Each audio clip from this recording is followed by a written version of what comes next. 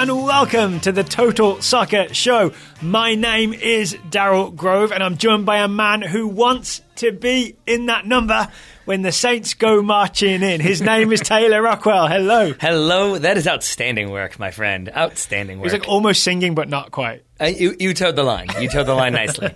No one can say I can't sing because I didn't do it. And we've heard you sing before, right? Oh, yes, we have. So people can definitely say that I can't sing. Beautiful. So let's start by saying congratulations to Southampton. I know we have some Southampton fans who listen to TSS on the 1-0 win over Swansea on Tuesday afternoon.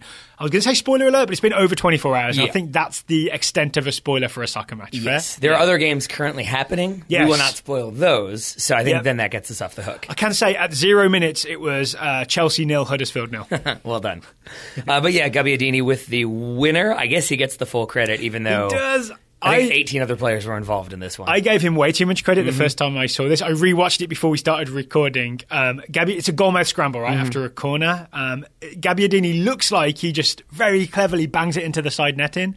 He doesn't, does he? He swings at it in the 6-yard box, hits Alfie Mawson in the leg, and Alfie Mawson accidentally deflects it into the side netting. Still counts as a goal because shot would have been on target. Yes. So it is still Gabbiadini with the winner and like the folk legend status, I'm assuming, going forward. It's not official yet, right? That's the if. Wasn't there a sort of a goal difference swing that could still see Southampton I think it's like a 9-goal down? swing would have to happen. I'd never say never, right? Never say never. Until it's impossible. Because Southampton still have Man City, I think, and Swansea have Stoke. Okay. So can you remember the swing?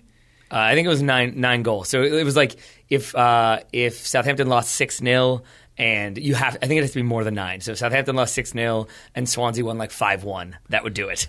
Got it. Yes. All right. So the computer, the calculator probably says that can't happen, but let's never say never. It feels similar to I think the situation Juventus are in right now where they have won the league, but they haven't actually won the league because they would have to lose both of their games by 8-0 or something like that.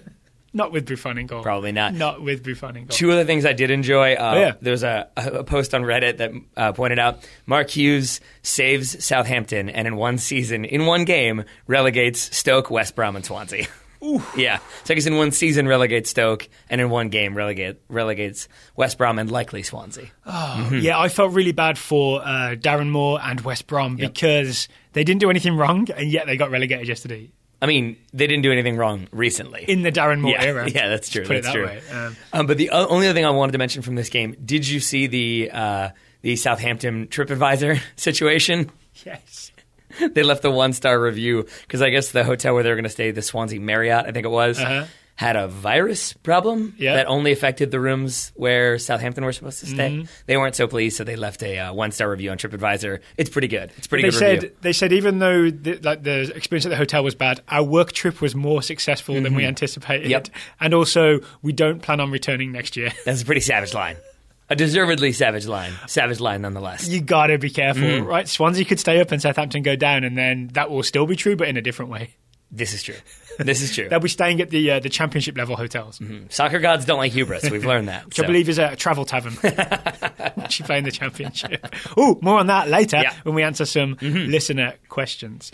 Other bit of news though, the Wayne Rooney rumour. The rumour that was in the Washington Post. That's outstanding work. DC United are in serious talks with Wayne Rooney about joining DC United. I assume after the summer.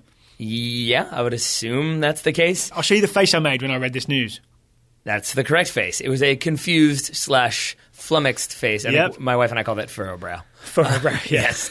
And I think that's a justified face to make. Do you guys talk about specifically the face I make, or that's just what everybody... She does it. It's usually her thinking face, which looks a little bit scary to me. Got it. I was making sure there wasn't some anti-Daryl gossip going on in the Rockwell household. No, quite the opposite. Lovely. As her Instagram will show, because she recently Instagrammed your tweet that she liked quite a bit.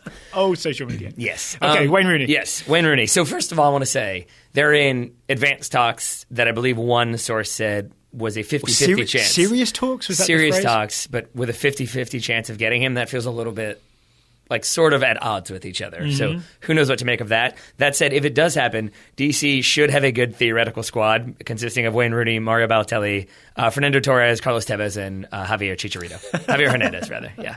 Those are all people they've been linked with. To me...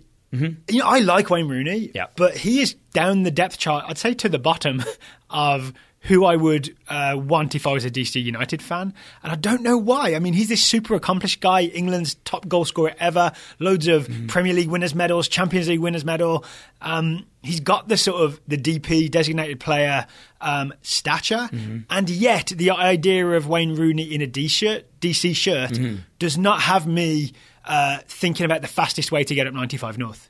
Yeah, correct, because I think part of it is that Wayne Rooney is no longer the fastest player if you go up 95 North, if he were to sign for DC. And I do think that's part of it. It's like he's permanently stuck in traffic north of Fredericksburg. Yeah, that sounds about right. Yeah, correct. Which is the perpetual state of traffic north of Fredericksburg. People are loving this traffic talk. It's one of the top things to talk about. I imagine the 95 North traffic is famous throughout the entire United States. Everybody must know about it. Yeah. I think LA's got them beat, but it's up there. But I think part of it is that, like, for every positive point you can make about this signing, most of them can be shot down because it's a lot of, like, he's 4 years younger than Zlatan, but then the counterpoint to that would be also has significantly more mileage and probably has not treated his body nearly as well as some of the players who can still play in their prime at that age. I think that's fair. I think has lost a step, as we know, isn't starting for Everton anymore. It feels like if that's they were going to use him, right? It's not as if Everton would be saying, no, don't go. Then we were like, no, don't go. Well, more on that in a second. I just wanted to add some Scouse sarcasm there. I like it. But I think it's also because it seems like most likely if they were to get him, he would be like as the lone striker replacing Darren Maddox, which then maybe is okay if he's doing some more hold-up play. But if you're looking for him to make those lung-bursting runs in behind the defense, probably not going to do so much of that. I think that's the thing. I would say he would be a less effective striker in Major League Soccer than Bradley Wright Phillips. Yeah. I think that's roughly definitely the true. Same age, which is interesting, right? Isn't BWP 32 as well? Yeah. So in that case, why go after Wayne Rooney? Is it just because you'll be able to say, hey, season ticket potential buyers, look at this guy. He won the Champions League. Yes. Now he's going to wear our jersey. Come watch our games at the new stadium. I think that's part of it. And partly a marketing ploy, right? It can't be that Ben Olsen is saying, this is the guy we need to turn everything around. No, I think he's just said we need 2 high-profile signings. Or I think do you need to strengthen? He responded, yes. So there you go.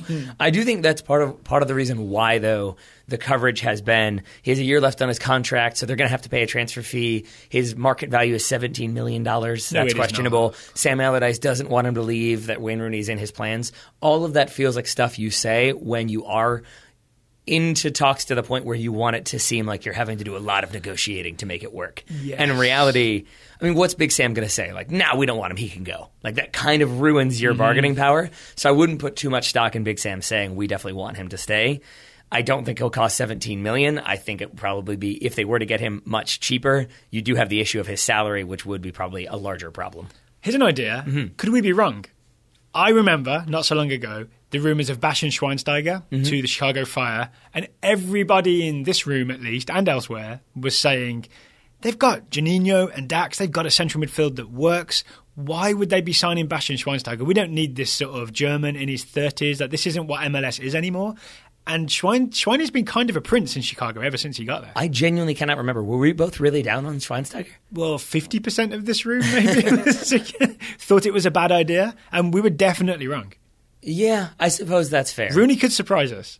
He could surprise us. I'm not sure if this is my my history of watching Wayne Rooney coming out, but I don't feel like he is a player who's going to come in, is going to maybe love the tactics of DC United, is going to love all of the surrounding points of Major League Soccer and what it entails in terms of travel and playing on turf and being away from home. Is part of this that it's supposed to be part of a DC mini rebrand? As in, we've got the new Buzzard Point Stadium.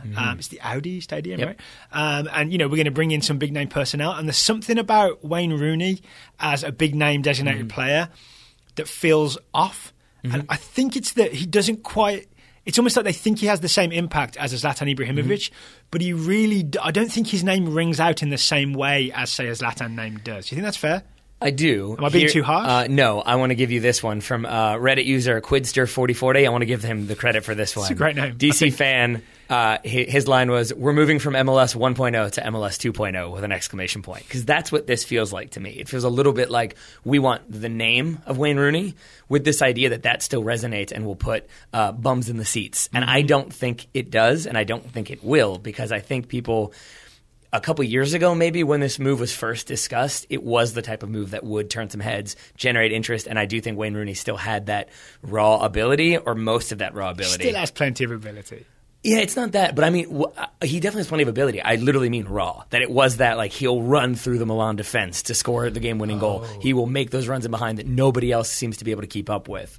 You take that away from him, he isn't quite as, like, maybe calm and poised on the ball as Everton fans would have liked, as multiple Everton managers would have liked. And I just don't know. He'll certainly be a good player within that DC squad. I don't know if he's the player they need. I think he'll have too much for a lot of Major League Soccer defenders. Maybe not physically, but speed of thought and the odd like shimmy and move. I still think you'll see the best of him in Major League Soccer.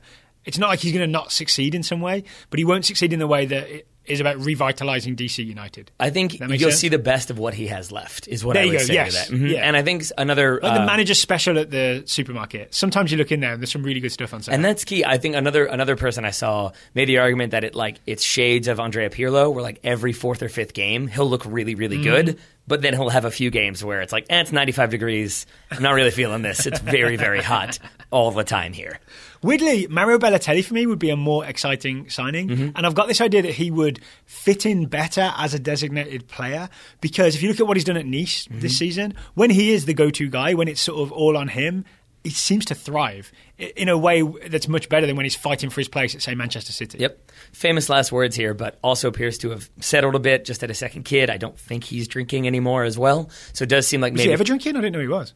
I think there were some stories about him drinking, or maybe just like going to casinos where there was alcohol involved, but maybe he necessarily wasn't.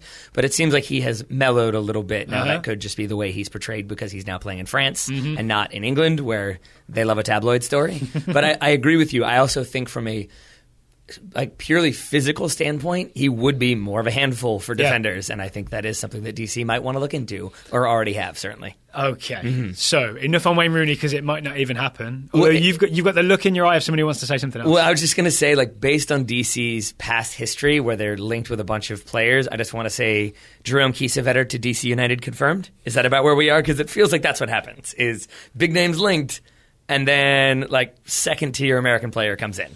I think that's the point, is they want to pull this off to prove that they can join, they can do the thing that other MLS teams were doing 5 years ago. You're right, but it still feels a little bit like... It's a Jermaine Defoe signing a little bit, right? Yeah, okay, yeah, I can give you that. I was just going to say, it reminds me of in the older versions of FIFA when you had the transfer window and it was you had counting down the hours until the window was closed. And at a certain point, you're I got to get somebody. So you're just throwing out offers. It feels a little bit like that. Except we're counting up the beams of how every field is being constructed. There we go. And as soon as that's complete, there has to be a player there to play in it. That is apt. We can't send Patrick Mullins out there. Oh, no.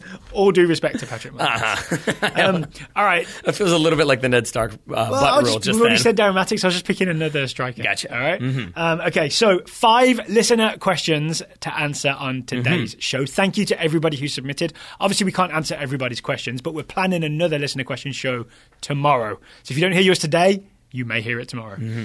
First question is from Craig Allison. Yep. Craig wants to know, what changes take place within a club when they are relegated from the Premier League to the Championship? This is a very apt question to ask this week. It is indeed. I was going to make a joke and say very few changes, because that's obviously not the case. But if you're a club like, say, Sunderland or Portsmouth, it is actually true. You make very little changes. It just leads to catastrophic results. What changes should take place within a club when they're relegated from the Premier League to the Championship? Yeah, I would say financial ones would be the biggest ones, and those can have a lot of different meanings. The biggest one being that you go from I was reading one article, I forget where it was in, so I apologize for that one, but it was basically pointing out that in 2017, when Sunderland finished bottom of the table, between you get the what's it called? Parachute payments. Yeah, but you get merit payments as well for where you finished, and then you get TV revenue when they finish bottom of the Premier League. Oh, I see. They still made about £100 million that year. Yes, that's what I read, is the minimum you can make in the Premier League, or the minimum you do make in the Premier League when you add the basic TV payment and your prize money and all that sort of stuff,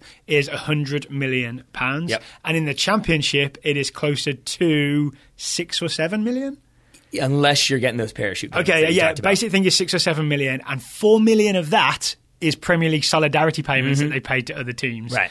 And then there's but you do get the parachute payments to try and even it out. Well, you actually, from what I read, if you have been for example, West Brom, when they go down, they will not get the solidarity payment because they're getting the parachute payment. Okay, so parachute cancels that out. But the way that works for the first year of relegation, so next year, say it is that £100 million figure, West Brom would get 55% actually, and then.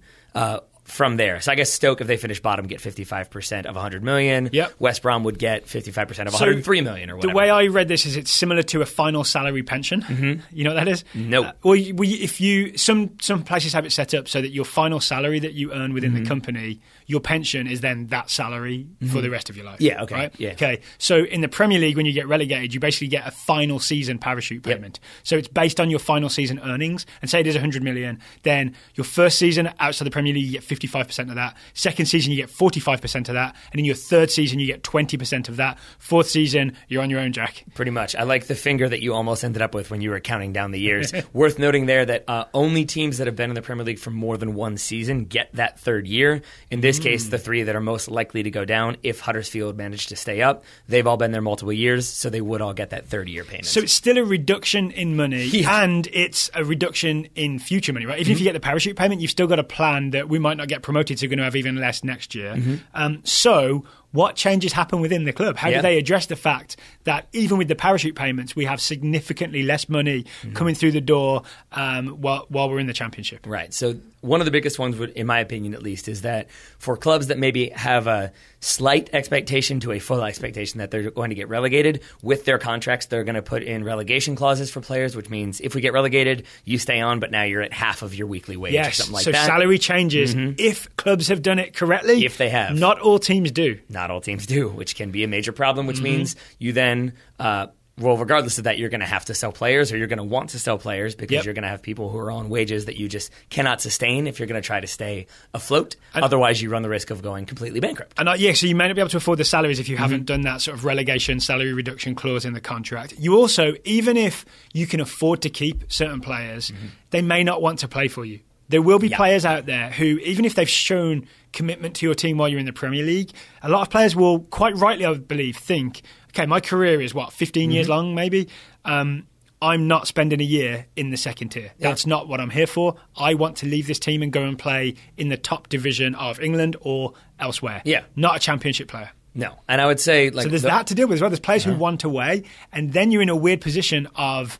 you can sort of weirdly, you can't charge as much for those players as you want in transfer fees, right? Because if a team knows that a player wants to leave, you can bid just under budget. It's a bit like the manager special again. Yeah, but I mean, and it's also the case that if they know you're relegated, they know you guys probably can't afford this guy. So instead of offering you 18 million, we'll offer you 14 million because you got to take the offers where you can get them. So you're not going to get as much as you otherwise might. If, say, Stoke had stayed up and somebody came in with an offer for Xherdan Shaqiri, they definitely have more leverage there than they do right now. Whereas if somebody comes in, they're probably going to have to take a slightly below to below market value. I'm also going to say that not usually, in some cases, there needs to be a clear out. And a good example is if you've heard Charlie Adam of Stoke City, what he said on Radio 5, BBC in England this week, he essentially said there were some players who were getting away with murder, is what he said. Basically guys that were not fully committed and shouldn't have been signed by the team and need to be got rid of. So in some ways, you'll have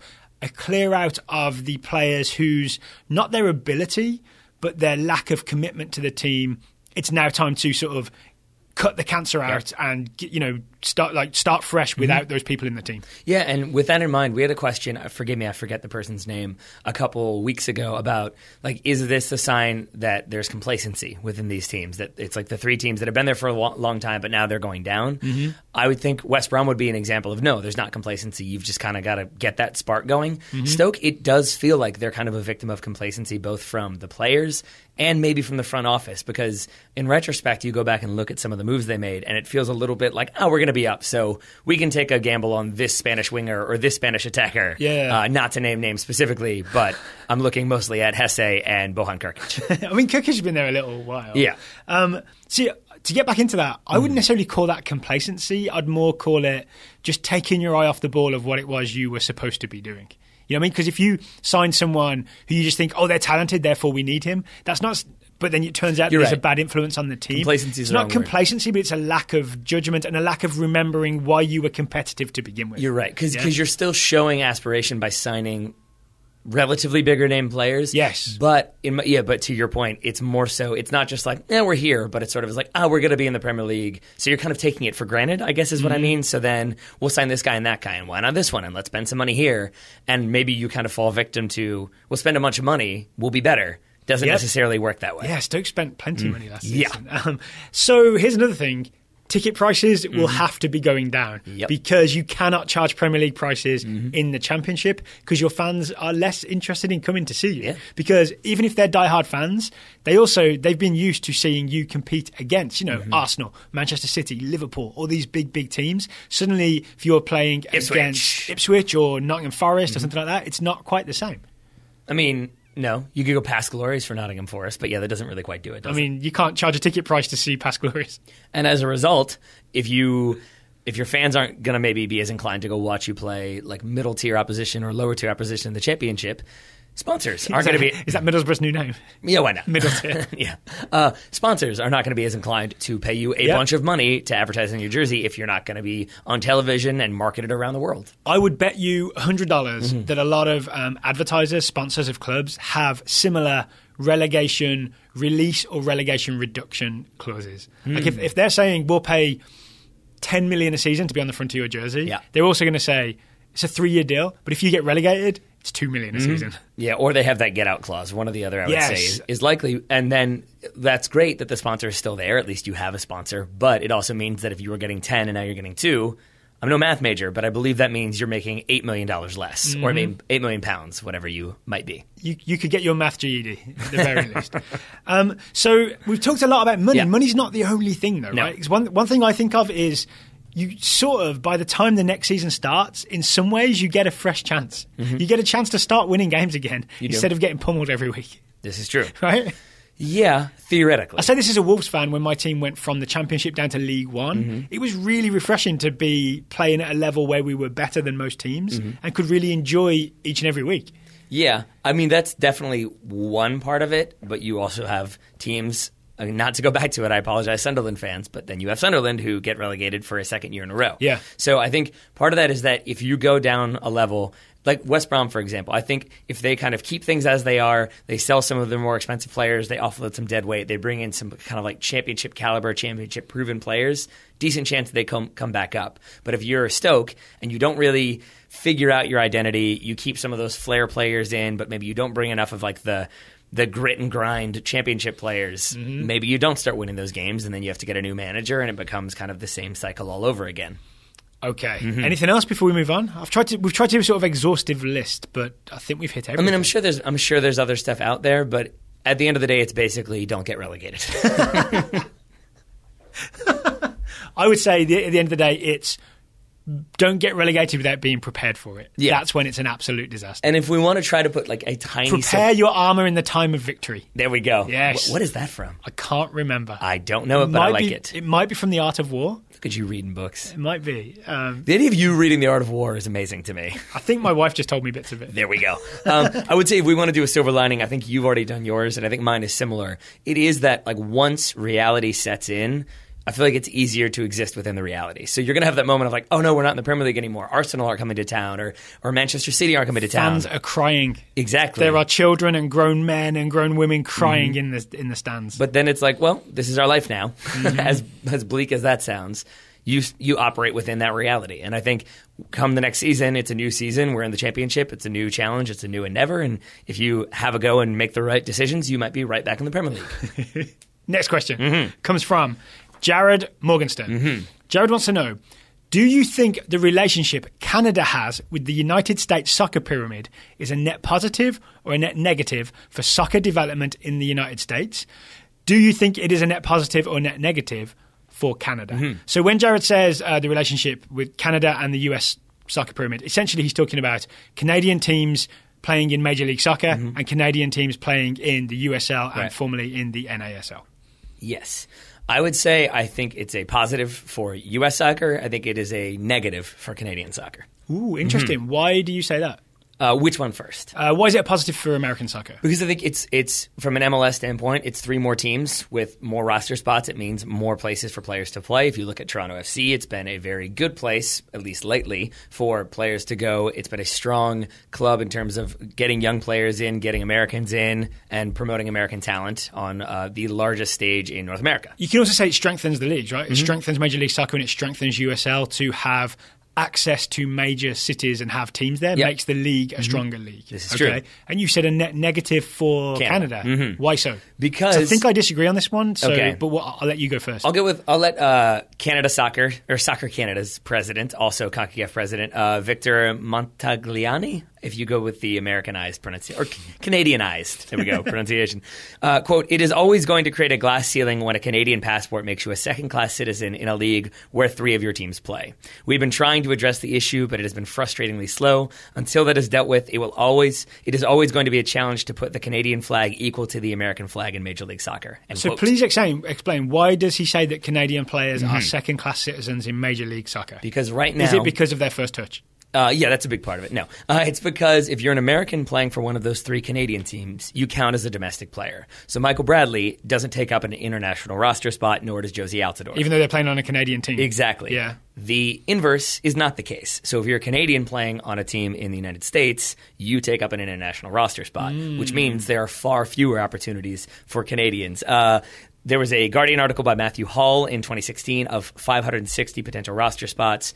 Only 24 were taken by Canadian players. Only 5 of those played for non-Canadian teams. Slightly better nowadays, 8 players playing for non-Canadian teams in Major League Soccer from Canada. I did see, I think Ives Galasset reported Don Garber being asked about this, and he said the reason that they can't make Canadian players equal to US players is because of US law. And I'm sure that's technically true somewhere, but I bet there was a way around it if they wanted to do it. I bet there was a way around it, yes. But I'm sure there's a labor law about visas or whatnot. Yes, I'm sure there's something like that, but it still seems like a sort of cop-out to not have to deal with what I would say is a pretty major issue because, put it this way, if you're TFC who are trying to have this, or any of the teams, sorry, we just keep going to Toronto. So Toronto, Vancouver, Montreal. If you're any of those MLS teams, you have a development academy or you have some sort of academy where you're bringing through young Canadian players. But if they can't go play for other MLS teams unless they count against the international roster spots, can you give them homegrown player tags and get around it that way? Maybe, I think you but can. You still only have limited space for them at the end of the day, and so it really inhibits development.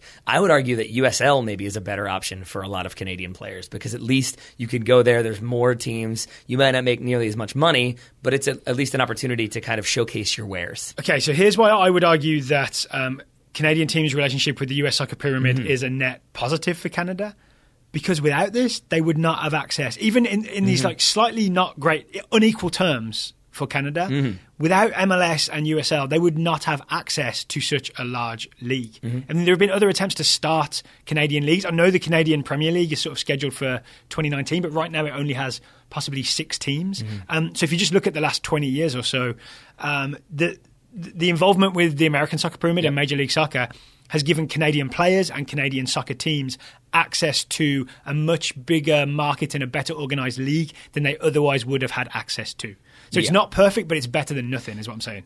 I would agree with that, and I think we haven't said this in a while, so I'm going to say it now. It is a case of I think things can be 2 things. For me, it's that I think you're absolutely right, that previously or in the past, this was very good because at least it was an opportunity for Canadian players to be able to play domestic soccer and get more professional experience. But I do think if there's going to be... So you could say in that sense like Canadian players have benefited in the same way that maybe Costa Rican players have. I would say Costa Ricans have probably benefited more. I bet there's more Costa Ricans playing for non-Canadian MLS teams, put it that way. But I do think that it has been good in the past. I just think now it's maybe if you're Canada who really do want to challenge, improve the quality of the team. If the 2026 bid goes through, they're automatically in there. Yeah, so you want your national team better. You want more players playing, so you have a wider pool of talent to choose from. I think now it becomes sort of an inhibiting obstacle as opposed to an avenue for growth. Well... Storms are coming because the Canadian Premier League, if it launches in 2019, as I understand it, I forgot to write down the cities where the teams would be, but basically the teams will not be in Toronto, in Montreal, or in Vancouver. So the Canadian Premier League will launch without teams in its major markets because they're already in Major League Soccer. And there's going to be a clash, right? There's going to be some sort of arm wrestle over what goes on with those major cities and those major teams. Yeah. And I think you'll see on arm wrestle for sure. I think you'll see a lot of shade thrown back and forth because there'll be like arguments of like, are you actually representing Canadian soccer? Are you representing American interests? I bet you see a lot of bad blood between those organizations. And I think it'll be bad for Canadian soccer because you'll essentially have a nation divided against itself in many ways. Unless I think Montagliani made some comments along the lines of they might take steps to make it very difficult for those Canadian clubs to continue to operate, at least operate as they are. Why would they do that? Because they don't want them playing in Major League Soccer. They want them playing in Canada unless those rules are changed so that Canadians don't count against international roster spots. That does not sound like a smooth transition. Oh, no? You don't think so? Because then you'll have, like, for example, you'd have like Jonathan Osorio not selected for the Canadian national team because he plays for Toronto and all that kind of stuff. This could be trouble. To be fair, Alphonso Davies? Only 11 of the 23 players from the most recent Canada roster came from MLS. Only 3 of the players on that roster play for non-Canadian teams. So there you go. All right.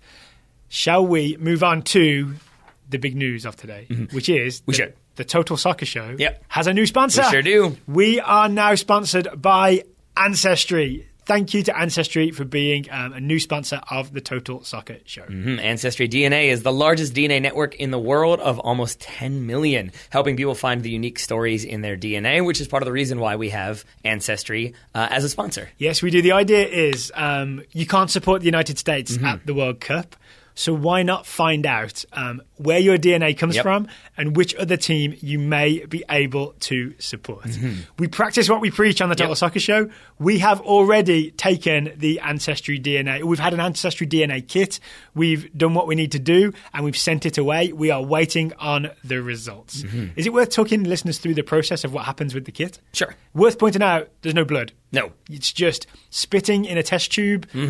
More than I'm used to, but not not an inconceivable amount. How much are you used to spitting into a test tube, Daryl? Usually none. Yeah, is the answer. Yeah, okay. Then you shake it up, you package it up, you send it away, and then you'll get your results that will show where your DNA comes from, which areas of the world. I got to ask you this, Taylor. Yeah. What are you hoping comes back in terms of the 2018 World Cup? I just wanted to say that I'm like literally a Viking. I don't think that's too much to ask. I don't want it to say like you're 18% Scandinavian or 18% like Danish. I wanted to say like, you're Ragnar's great-great-grandson. You just want the return package to be a longboat. I think there'd be several more grains, but yes, that is what I want. Or maybe a helmet with horns on it. There are no horns in the Viking age. That was all a lie. See, only a real Viking would know. There we go, see? But a longboat is accurate, yes. Yes, send me back a giant longboat. And that would be my confirmation. No, I'll be honest. I kind of have just always...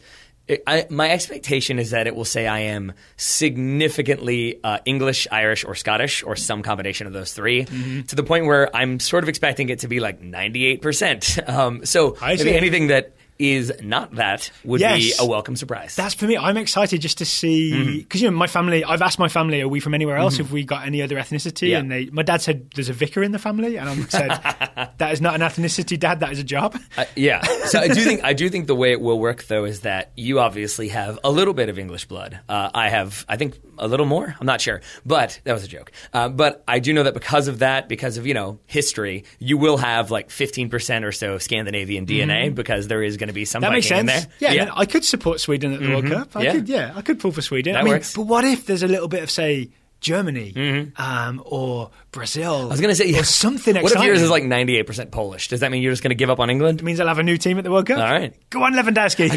I just enjoy... I'll start worrying about Lewandowski's injury status. That a lot more than previously. I'm good with that, yeah. So we've taken the test. We're excited to find out what that means for us. Can we open the results and record them when we do it? So I think it's going to require some editing because I think it's going to be difficult to understand right away, but sure. Okay, we'll try and do that so we do it as a surprise on the show.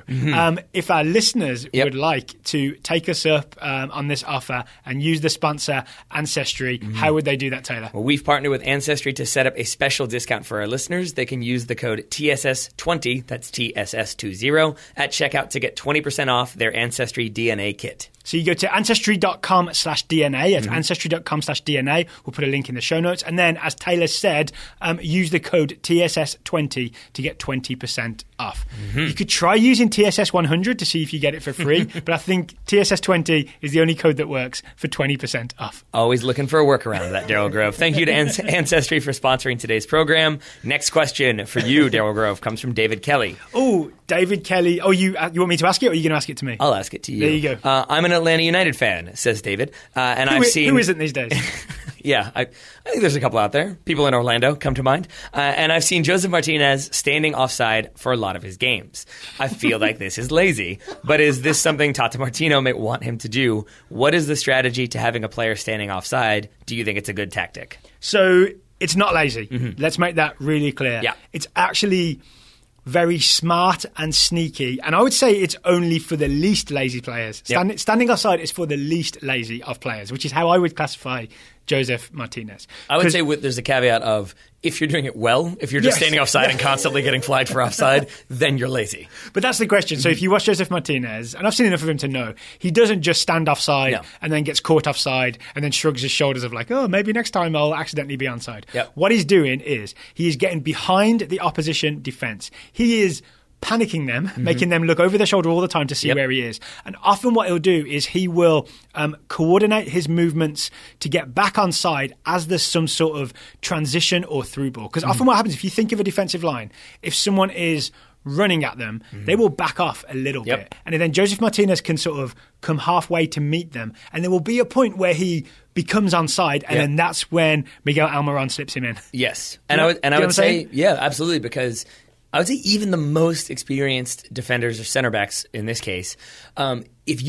it looks like, oh, that team is about to counterattack, even if they're not driving right at you from 10 yards away, if you, Dale Grove, I know you're going to be difficult with this one. So I'll say if I'm playing center back and the opposition picks up the ball like midway between midfield and their own goal, if they look like they're coming at our defense, I might just back off a little bit. I might think like, oh, I just want to give myself a little bit more leeway. Run past, basically, But if I've previously looked and seen Joseph Martinez, suddenly my level has increased. But if Joseph Martinez is standing 10 yards offside, I'll think, what's he doing in our Sunday league?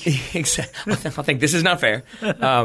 But I'll also think that, oh, he's standing 10 yards offside. I don't need to worry about him. And I do think sometimes it can be really difficult to compartmentalize and think, Joseph Martinez is offside. Oh, that team has just gotten the ball. I should maybe combine those two things. What I think happens is, oh, he's offside. Oh, they've gotten the ball. I'm going to backpedal and give myself some space. And you forget about Joseph Martinez, but he is now onside. And this is the key part of this is when you are, quote, standing offside. I bet you he's never standing as well. I bet you he's always moving. You are on the blind side of the defender. Defenders, it's really easy, well, not really easy, but it's easier to pay attention to what's in front of you. If you've got a Venezuelan international lurking behind you, you can't see him. And if you turn around to see him, then you can't see what's ahead of you. It's really confusing and puts you in a bad spot and creates indecision, creates panic in a defender. That's why Joseph Martinez done it. That's why he scores a lot of goals. It's true. And I think like going way back, not that far back, but going a little bit back to like people in Inzaghi's days, there's the famous Sir Alex Ferguson quote of like the lad was born offside.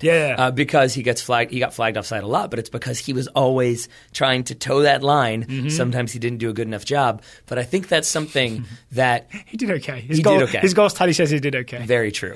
Unless his offside goals tally is higher. Yeah. It probably was. I would say it definitely was. Goals and then in double parentheses, goals disallowed. Yes. But I think that's something that like we know he did that because there's a quote about it that he has a reputation for it. But it's actually something that I think a lot more forwards do than we might realize. But the camera's not going to show them because why would you show a player standing? That's true. When you can show the action when the player, like when the team gets the ball back. So I think if you're looking from like a tactical cam or if you're watching the game live, I think you'll see more forwards do that than you might expect. All right, so David, you owe Joseph Martinez an apology. I think so. I'm sure he'll accept it though. Next question is from Shreyas Ramani. Shreyas wants to know, which nations outside of South America and Europe are candidates to make a surprise quarter-final or even semi-final run in the World Cup like Costa Rica did 4 years ago? They went to the quarters, right? And also, secondary question, I guess we'll do these one at a time. Which players are candidates to burst onto the scene and get a big transfer after the tournament, similar to James Rodriguez in 2014? Shreya says he's digging pretty deep here, but putting in a plug for Iran and for Alireza Jahan Bakash of RZ. That is outstanding work by you. I want to say real quick, this is where my brain annoys me. Do you remember the thing I was just talking about with the center back and like not being able to keep two things in your head of like, ooh, Joseph Martinez is there, ooh, but they're dribbling at me? Yeah. This is one of those cases where I read the question, started doing my research, came up with a very compelling argument for Colombia, and then remembered that Colombia is in South America. So that doesn't really fit, but I do have some other answers. But it really was. I was like, ooh, such a good argument. How has no one thought of this? And it's like, oh, right, because it's disqualified by the question. And also, which team can do a Colombia next time? I'm smart. So one thing I would say to sort of caveat this before we answer it, I would argue that by definition, a team that's going to surprise us is going to be a surprise. Yep. So you and I can't say who it's going to be right now. I don't know. I'm really excited to see all the World Cup previews that list every team as a dark horse. Should be great. Should be great. Every team except Brazil and Germany is a dark horse. Except for the ones that they say have no chance. And then those become the dark horse's dark horse. And then they fail. It's a whole thing. Yeah. I can't wait to get into World Cup previews. It's going to be wonderful. Yeah. I would say, with that in mind, there are maybe two teams that I think could surprise, I guess, or maybe make more of a run, maybe three teams. So 2 or 3 non-European, non-South American teams. Yep. Okay. And I'm going to get some stick for it because 2 of them come from CONCACAF. And one of them is Costa Rica, because I think they're in a group where they are going to do what they do, and I think that they could catch some teams out just as they did in 2014. Their group is Brazil. That's kind of tough. Yeah. But then Switzerland and Serbia, both of whom are good, neither of whom I would say are wildly impressive. So here's my counter-argument is, if you look to 2014, the quarterfinalists that with a big surprise package, Costa Rica, right? All the previews before said, look at Costa Rica's group. They're with Italy, Uruguay, England. They do not have a chance of getting out of that group. They finished top. That's what I'm saying, is that the surprise team, the reason they're a surprise is you don't know if they're coming or not. So then are you saying we just shouldn't answer this question? No, but I'm just saying that you shouldn't look at the strength. I'm arguing against looking at the strength of the group as the reason why this team will go far. You know, I guess what I mean to say is that I do think that you can have those groups where it is sort of like I trust Yogi Löw to do some of his research. Not to say that I don't think the head coach of Switzerland is going to do his research, but I do just think that sometimes teams might overlook certain opposition while looking at, we should be able to beat Serbia, and then we can make it to the knockout round. Brazil is always going to be difficult. And I think even if you have incredible preparation, if you have 1% less preparation for one team than another, it means that you're not as prepared for that one game. I would agree anyway that Ureña's hard work will take you far. So I think that's one. And then not surprisingly, given that my options are limited in terms of other CONCACAF teams, I think Mexico have a decent shout. I've typed up in my notes, my money would be on Mexico. I like what Juan Carlos Osorio is doing, and they seem super prepared. Yes. Now, that can grain of salt because that could be overly prepared. We've seen that happen before, but that's a group with Germany, South Korea, Sweden. I know you love comparing them to their group opponents. But I do think if Mexico can get out of the group, then they've put themselves in a position where they're going to be prepared. They have talent all over the place. They could definitely cause some problems. All right. So outside of CONCACAF, I mean, I think the thing that will catch most people's eye is Egypt, because they already have one of those big names in Mohamed Salah. He's become, in the last year or so, he's become this world superstar, right? So you could say that Egypt might be the team to go far. I've also got a nice I don't know much about them because we haven't done our proper World Cup preview stuff yet. I've got a nice feeling about Nigeria. We got to stop hanging out. Why is that? Because I have a nice feeling about Nigeria. They're my third team that I have. Now, I did want to add that all of this comes from a perspective of we have not done any of our World Cup research. So, the reason why I specifically didn't include Egypt is because it would have been they have Mohamed El-Neni and Mohamed Salah and Ahmed Al-Ghazi. It would be the players that I'm familiar with. Japan, it would be, they have Shinji Kagawa, and that doesn't ever give you a full picture. Yeah. So all I can say is in looking we should answer this question a month from now when we've done all that deep research. And we'll see if maybe our early contenders stay contenders. But I'm with you on Nigeria. This is a team that only loss in qualifying was a forfeit because they fielded an ineligible player who should have been suspended. Outside of that, they cruised, I would say, through a qualifying group of Zambia, Algeria, Cameroon.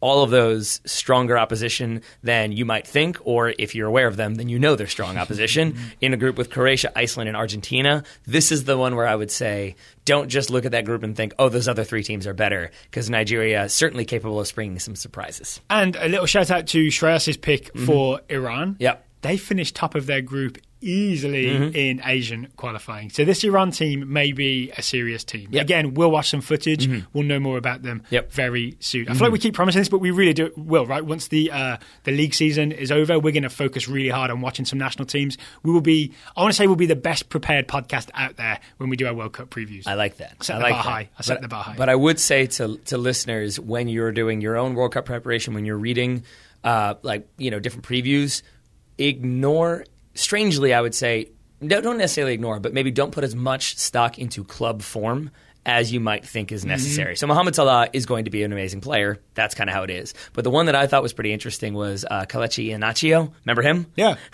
Nigeria, Leicester City? Yeah, who played 600 minutes, I think, this entire season. More recently played with their U23 team. So he's well rested. But still a pivotal player for Nigeria. Scores goals for them. And I think a lot of times national teams can be greater than their some of their parts. And I think if you're a key player for that team, you have maybe confidence that you don't have at club level. So I would just say reasons like that are why I feel like Nigeria might be a sneaky pick. There we go. All right. Also, Alex Iwobi. Yep. Always worth a shout out. Okay, so the second part of Shirais's question, which players are candidates to burst onto the scene and get a big transfer after the tournament, similar to James Rodriguez? And I've thought of this in a similar way too. So James was playing for Monaco during the 2014 World Cup, then got a big move to Real Madrid. So I've thought of it as roughly the same level as that. They can't already be playing for Liverpool, for example. Well, I've taken a little bit different route because I looked at 2014 James Rodriguez, and this is a player who was tearing up Ligue 1, not League One. He did very well in Ligue 1. Ligue 1. But he was sort of a talent that was already known, that if you were watching Ligue 1, if you've been paying attention that season, you knew he's a very good player. Yeah. We should be paying attention to him. But the whole world didn't know about him, right? The casual true. soccer fan did not sort of worship at the altar of James Rodriguez, and then they did after some of his goals at the 2014 World Cup. You're ruining my joke. Because tearing up League talent that was already known, but maybe people weren't quite as hyped about him. Eventually got a big move to Spain, to Real Madrid. You know where I'm going with this, don't you? You're a bad man. It's Neymar, right? Yes. It's got to be Neymar. Just saying. It fits. And he probably is going to Real Madrid, says me. Do you have a non-mean answer? I do. I've got three, all of whom belong in the TSS Scouting Network, in all of whom are in the TSS Scouting Network. Do you want me to list them, or do you want me to so wait? I've got a few of my own, so maybe give me the brief summaries for each one. Chucky Lozano, I think, is a player who is in that same mold of very exciting, creative, player who is technically very good, but then has those moments of whoa, how did he do that? Burst. He will be cutting in from the wing and shooting. I think Chucky Lozano gets some goals at the World Cup. Currently with PSV. Which is definitely a good team, but a team you can move on to bigger things from if you become the big name. And historically a team that will maybe ask for a bit more money than they're initially offered, but not opposed to selling. Yes. So I think if you are they won't say 500 million or he doesn't move. Exactly. It'll be we want 30 and they'll take 50. Yep. No, sorry, we want 50 and they'll take 35. And so, exactly. And with that in mind, the other two players that I've looked at... Bad negotiator. You do what you do. But I think I've picked players who are kind of in a similar situation where it is playing for a club that is mid-tier, still very good, so that it's not but he's playing for the Icelandic second division. So do you want me to keep going, or do you want to list some of yours? Please keep going. I kind of jumped on your Chucky Lozano. That's all good. Pione Sisto would be one who I think we know had moments of brilliance, patches of very, very good form for Celta Vigo this season in La Liga. I think is still up there in terms of assists. So I feel like if he does well for Denmark, who I think are going to be a better team than some people might expect heading into this tournament, I feel like people could look at him and think, ooh, he does a lot on the wing, works very hard. He might work out for us next season. I got one for you. Jonathan Gonzalez. If Jonathan Gonzalez don't look at me like that, if Jonathan Gonzalez makes the Eltree squad, he is the type of defensive midfielder who catches the eye in a way that most defensive midfielders don't. You know what I mean? I could easily see that being a thing. If he has a really strong performance at defensive midfielder and he's all over people and he's constantly winning the ball, I can see Jonathan Gonzalez being a big star. And then he's at Monterrey, which is somewhere where you can easily get a big European team, send some money to Monterrey and snap him up. So another player I'm excited to talk about. No, I think you're absolutely right. And it pains me. If he makes it, if he makes the roster, if he makes the starting 11. But I think he's a guy that maybe some European teams won't really know about, and they might suddenly know about him after the World Cup. I think that's definitely fair, and I think probably similar to Chucky Lozano, who's already made his move from Mexico. If you are a European team, you probably can get a little bit of a discount if you're going for Jonathan Gonzalez. I would say... Monterrey just fired the coach, by the way. See, there's that. And I was going to say, we haven't heard nearly as much about him until I forgot that he doesn't play for the United States. So that's probably why we don't hear nearly as much. We went looking for him before. There was that. You got any more? I've got a couple more. I've got one more. Okay. Let's have it. I'm going to let you go first because I feel like it might be one that's already on your list. Sergej Milinkovic-Savic. Yep. So he's at Lazio. He plays plays for his national team, Serbia. He is just a joy to watch. This guy, he's a big, tall guy. I think I call him Serbian Pogba because he has this sort of almost unreal close control and ability to get out of tight situations with clever little touches this way and that. He'll lift it over someone's head and turn around and then he'll go. I think he'll just really catch the eye. And I think part of this is when you're at the World Cup, it's not necessarily about the quiet performances that go under the radar, like a Sergio Busquets type thing. It's more about doing something big and flashy. And I think Sergej Milinkovic-Savic could definitely have some flashy, effective moments for Serbia that will get people paying attention to him. I agree. I have him on my list. I would say that he's already, if you Google his name today, the story is Man United are going to bid £88 million for him. So I think he's already It's already happening. He's kind of already on the radar. So I think he is one, really, if I'm going narrative-wise, who is probably going to get a move no matter what. And I think if Serbia don't have that strong of a World Cup, so he doesn't get a deep run, the narrative then just becomes, despite a maybe less than stellar World Cup for Serbia, he still has lots to prove this coming season. So I think even if he doesn't have a very strong World Cup, I think there's a decent chance he does. But even if he doesn't, I still think he's one who gets a big move this summer. All right. You got any more? Nope. That's it for me. Okay. I don't want to go too deep on this because I think we'll do a whole show about this at some point, right? But Goncalo Guedes, who is, I think, already at PSG but on loan at Valencia. So he's in a weird spot. But he can be very eye-catching for Portugal, really dribbly, really fast. If he cracks the starting 11 or comes off the bench to change a couple games. Either it means he'll get an actual move to PSG where they'll let him play for the first team, or you could see him maybe going somewhere else, especially if Barcelona and Real Madrid are already aware of him from his work at Valencia. I could see that sort of thing happening. Ruben Neves. That's a good shout, Daryl. I don't want this to happen because he's at my team, Wolves, and I've been watching him in the Championship just absolutely control the entire division with his passing. But he has an eye for a dramatic goal, a really eye-catching goal. I think as of today, he was awarded Wolves Goal of the Season. Yes, so as well he might. There's a lot of shooting from distance, things that look impossible that he will pull off. Having played in the second tier for Wolves, you would not expect him to be a starter for Portugal. But I think Danilo and I think William Carvalho have had injury problems. And as Tiago Estevao told us when we did the Portugal preview, Ruben Neves might sort of by default be the starting deep midfielder for Portugal. And then the bids might start coming in. I don't want it to happen, but I do want him to have a good World Cup, so I'm a little bit on edge about what happens there. I think he is an example of a player who can have a breakout tournament and not move because Wolves they have been promoted. They do have the money where they kind of don't necessarily need to sell him unless they get some sort of gargantuan offer, which I sort of don't see that happening. I feel like he's one that you'll get at least one season out of him in the Premier League, but it might be with him as the front and central figure for Wolverhampton. Another one, my final one, I guess, was Betancourt, Juventus midfielder, who, by all accounts, from what I read, is expected to anchor the Uruguay midfield, but he's one who I kind of left off because he already plays for Juventus. But not that often, That's true. right? That's so true. that could be the thing. Rodrigo? Actually, Betancourt, I think. Uruguay as a whole might be the team to watch for players that you don't know about right now but could go huge at the World Cup because they have a lot of early 20s guys on their team. That sounds likely. I've got one final one since we're doing this. Is it Neymar? Because I already said him. Ruben Loftus-Cheek. Interesting. So every time I've seen Ruben Loftus-Cheek play for Crystal Palace this year where he's on loan, he's really impressed me. I know Gareth Southgate really likes him and has started him in a couple of England friendlies. Alex Oxlade-Chamberlain is injured, which maybe opens the door for Ruben Loftus-Cheek to get in the squad, maybe start for England. So the thing is going to be either he'll be so good that Chelsea will say, okay, time has come. We'll stop making him pack a suitcase. We will start him in central midfield next season. Or he could have such a great World Cup that someone else wants him and someone else will be willing to make him their big guy for a Premier League team. Wow.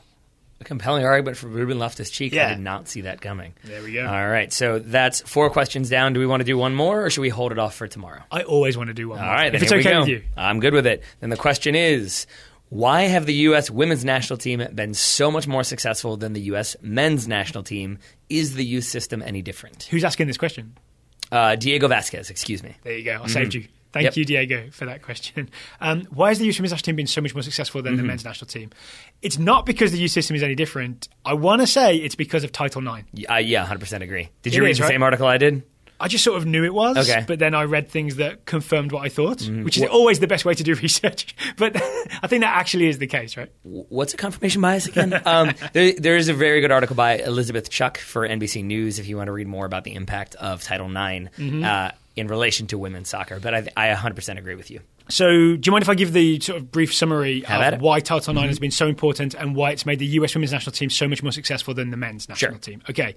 So Title IX was passed in 1972, and it basically said that any federally funded education programs provided to men must also be provided to women. What that meant was women's soccer college programs had access to all the facilities, the high-end facilities of American colleges, the infrastructure of American college sport in the 80s and 90s. And if you think about women's soccer elsewhere in the 80s and 90s, teams didn't have access to anything really. So suddenly the US has this massive advantage. US women have this massive advantage over women's soccer players in other countries by having access to these well-funded college programs. And to emphasize that article that I referenced was making the point that in England, women's soccer was banned from 1920 until 1970. There you go. In Handmaid's Tale, England. Yeah, so from what I read, to your point, that when they started implementing Title IX, basically soccer was one of the cheaper sports, that it didn't require as much investment in equipment and facilities, that it was sort of like, we've already got a men's soccer field, we can just have the women play there too. And so it allowed for more women to play. That said, you didn't start having scholarships until the 1980s, which is why I think you then see that dramatic growth and strengthening of the U.S. women's national team, because suddenly scholarships means there's more incentive to continue to play and continue to play at a high level. And so you can play for 4 years and focus. I mean, you study as well, but you focus on soccer for 4 years. And if Diego's wondering sort of, okay, but the men also had that, why didn't the men's national team create something really, really good? I mean, the answer is that men's soccer throughout the world was much better funded elsewhere. So essentially the US women got a leg up on the rest of women's soccer because of Title IX. Yeah. And then on top of that, sorry, go ahead, I interrupted. I was just going to say that now the rest of the world is catching up because there are professional women's leagues in, Mexico and in England in the Premier League and in France and in Germany. The sort of the head start that US women got, now it's all about the US trying to take advantage of the head start it has had and build on that and stay just ahead of the pack if possible. I can say that because the US women are the current World Cup holders, but they're not the sort of unchallenged best team in the world anymore. There's lots of competition. Absolutely. But I would say that, with everything we've just said, because I don't want to downplay everything, but I would say there is a little bit of right place, right time as well, because I do think with everything we talked about, Title IX and then the implementation of scholarships, it leads to the first Women's World Cup in 1991. The United States wins it. So then I think that turns more attention on the game of soccer. Snowballs. Yeah, and then you win 1999. You look at the current crop of players who you can find quotes from every single one of them about the importance of that 1999 championship and helping them continue. Yeah, you get role models. You get people you want to emulate. You get to see someone do it and think, I could do that. I want to do that. Let's go do that. Yeah. So I think that's a huge part of it, and I almost equate it with, when did the U.S. reach the semifinals in the World Cup for the men's? 1930. So then I think it's if the United States had really stuck with it and invested in the sport and not failed to qualify for 30, 40 years, whatever it was. It was from 1950 to 1990. There we go. Yeah. So 40 years of not qualifying. So I think I add that in only because I know there will be people who say, well, we made the semifinal. Why didn't that jumpstart the program? I would add that was 80 years ago. So maybe that factors in. Thank you to Diego for that question. Thank you to everybody who submitted questions, except for the people whose questions started with talk about. There we go. Not a question. Actually, nobody did that this time. I'm just kidding. Thank you as well to the many, many people who've submitted scouting reports this week. We have more to get to tomorrow, but we have plenty to get to today. Starting with Russell Finley, who's scouting Eric Palmer-Brown, the 21-year-old center back on loan at KV Kortrijk from Manchester City. American center back. Yes. I want you to read this one, actually. There's a reason why. We'll get to it later. Okay. EPB went 90 on Saturday in a 2-1 loss to Zoltar Waregem. Russell watched the game on a very spotty, blurry feed. Clean your computer screen, it's spotty. But it seemed like a typical Eric Palmer-Brown game. He was frequently in the right place at the right time, clean on the ball, good in the air, and made few mistakes. Palmer-Brown was also named the 38th best player in the ASN, that's American Soccer Now, 100, which Russell thinks is too low. Mm-hmm. Grey Hair Gaming scouting Indiana Vasilev, the 17-year-old American midfielder for the Aston Villa U18s. Was that Indiana Jones? Yeah. Nicely done. Indiana has started the last 5 games for the Villa U18s and picked up his first goal of the campaign in the 40th minute against Reading. He also notched an assist in that game and seems to have earned a starting spot for those U18s. Go on, Indiana. Colin Marshall is scouting Conrad de la Fuente. I've been reading about KDLF on Twitter. The 16-year-old American attacker for Barcelona Juvenil B. Colin says, Conrad de la Fuente scored 2 goals for Juvenil B over the weekend. Colin also found an article that gives some info about who Conrad is. He was born in Miami to Haitian parents, is a huge LeBron fan and a talented basketball player, and is highly regarded within the academy. There we go. And that was why I had you go first, because no matter how hard I try, I am never able to pronounce that team up to your standards. I thought you were confused about something with Eric Palmer-Brown. No, it was mostly just that I didn't want to pronounce that team, knowing that you would then be like, actually, and then you get it right. You did a good job with Kortrijk. Thank you. EPB stuff. Patrick Keeler scouting Anthony Robinson. That one's slightly easier. 20-year-old American left back on loan at Bolton from Everton. He's a survivor. When Bolton desperately needed a win to avoid relegation, Anthony got the start. He played a solid 90 minutes defensively and had several dangerous crosses. Bolton got dramatic goals in the 87th and 88 minutes to win 3-2 and stay up in the championship. Yes, Anthony Robinson. Todd Brannan is scouting Cameron Carter-Vickers, CCV, the 20-year-old American centre-back on loan at Ipswich Town from Tottenham. Todd says CCV played the entire match in Ipswich Town's 2-2 draw with Middlesbrough. This was the last game of the season in the Championship, and Carter-Vickers has indicated that he would be, quote, up for, unquote, he's so half English, another Championship loan next season if there is no room for him at Tottenham, which seems like a likely possibility. Ira Jersey scouting Ashley Sanchez, the 19-year-old American attacker at UCLA.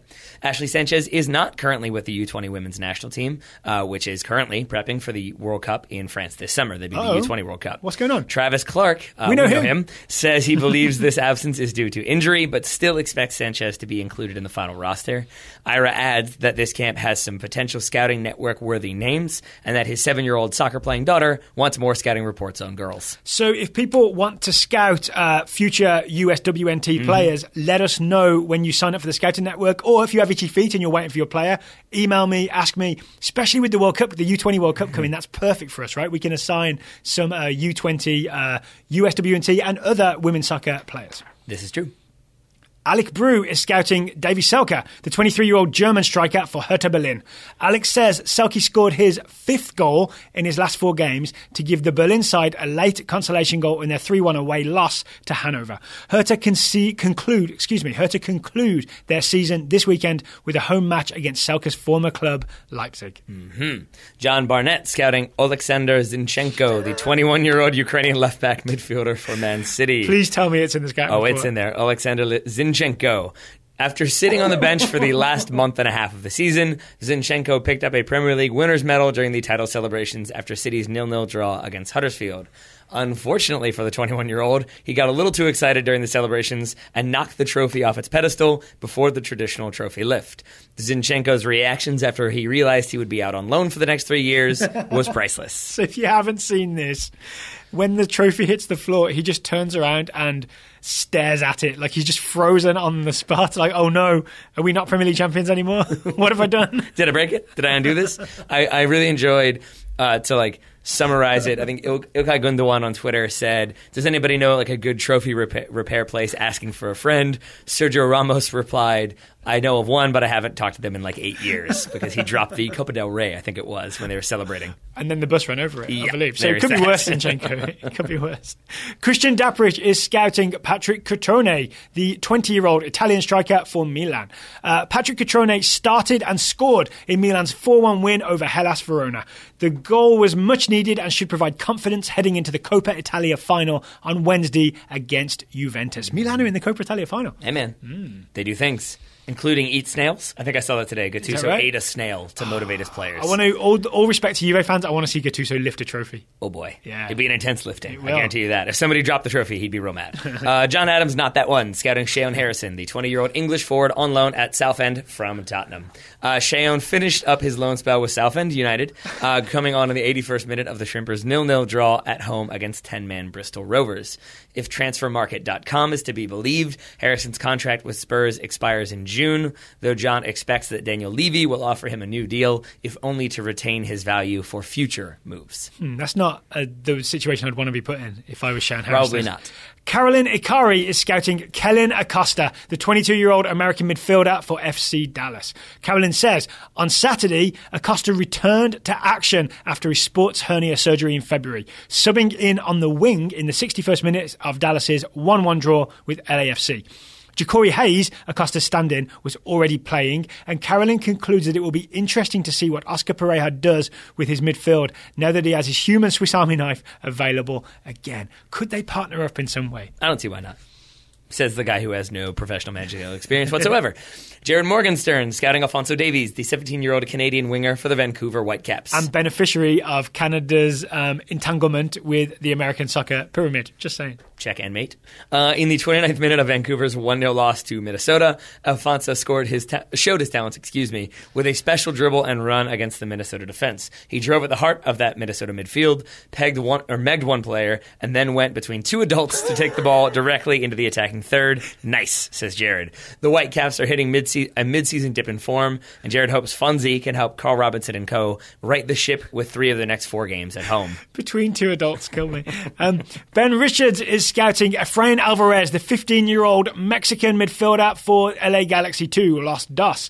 Ben says, after spending much of the early part of the USL season at the Mexican U17 training camp, Efrain returned to Los Dos and was a starter in the 1-1 draw with New York Red Bulls 2 and the 4-3 defeat to Phoenix Rising. Alvarez went the full 90 in the match against Phoenix, though he'll probably remember the 19th minute most fondly. I expect so because I've seen this. That was when he scored his first professional goal. Efrain opened the scoring in the eventual loss after Alexis Mendez passed the ball out of traffic and into a pocket of space about 30 yards from goal, where Efrain Alvarez was able to surgically blast the ball into the top left corner. Everybody on the field was very much taken by surprise by this goal. Yeah. Can I just say a surgical blast is something that you want in soccer, maybe not so much in actual surgery. In future surgery, maybe? Not current surgery. That could be. That could be. Final report of the day comes from Tristan Gilliland-Kunkel scouting Derek Jones, the 21-year-old American midfielder on loan at the Bethlehem Steel from the Union. Daryl, I feel like you will appreciate this one. Derek got the captain's armband for the first time in a 3-1 loss at Louisville City FC and wore it again in a 3-1 win at home against the Richmond Kickers. Derek can be seen and heard directing traffic in the midfield throughout the game, often calling and pointing out runs and passes to his teammates. Go on, Derek. Tristan notes that the heavy rotation of the squad weekly between the Union and Steel players makes him wonder if USL teams might sometimes suffer from MLS partnerships and affiliations. Why do you think I would like that? I couldn't possibly comment. Oh, because we watch the Kickers and we think sometimes the Kickers suffer from the players coming and going from DC United. Yes. Yeah. I mean, with Bethlehem, at least the Union and Bethlehem Steel are the same ownership group, so they should be able to smooth this out a bit better. One would think. Yeah. One would think. We'll see. I'm sure Tristan will keep us updated if that does get smoothed out. Well, and also if it doesn't. Thank you very much to Russell, Greyhair, Colin, Patrick, Todd, Ira, Alec, John, Christian, John. A lot of similar names. Carolyn, Jared, Ben, and Tristan for today's scouting reports. If you would like to join the Total Soccer Show Scouting Network and support the show, it's totalsoccershow.com/join. If you have joined and you're waiting for your player, email me, Daryl, D-A-R-Y-L, at totalsoccershow.com. Let me know you're waiting for your player. I will send them to you as soon as I can. I've circled Friday as a day to do some scouting assignments. Date circling, eh? Date circling on the calendar, yeah. Taylor Rockwell, thank you for taking the time to talk to me today. I said that in a very measured tone. Right. Back at you, buddy. Just trying to use your Christopher Walken punctuation there. Listeners, thank you for listening. We will be back tomorrow with more listener questions.